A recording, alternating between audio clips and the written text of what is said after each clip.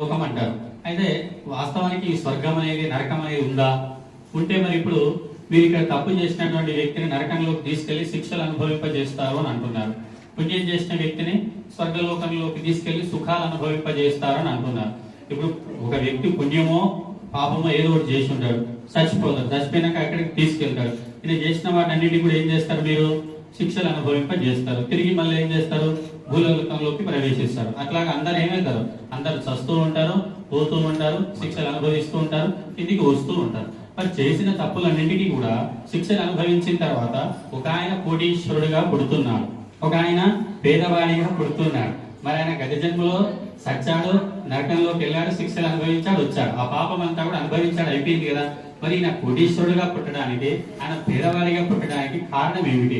అసలు స్వర్గం నరకం అనేది ఉందా? ఇది కేవలం కల్పితమేనా?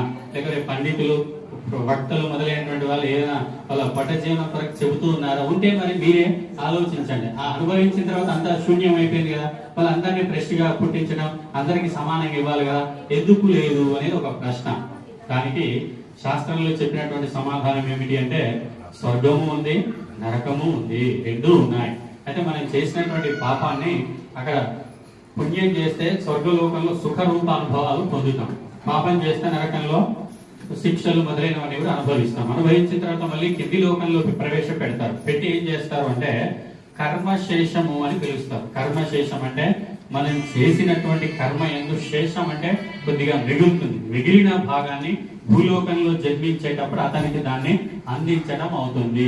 ఆ కర్మ శేషం యందు మంచి ఎక్కువగా ఉంటే మంచి ధనవంతుడిగా, లక్షణాలు కలిగిన వ్యక్తిగా ఆయన తయారవుతాడు. ఆ కర్మశేషం యందు పాపం ఎక్కువగా ఉందనుకోండి, చెడ్డవానిగా, ధనహీనుడిగా, దరిద్రుడిగా ఆయన పుడతాడు.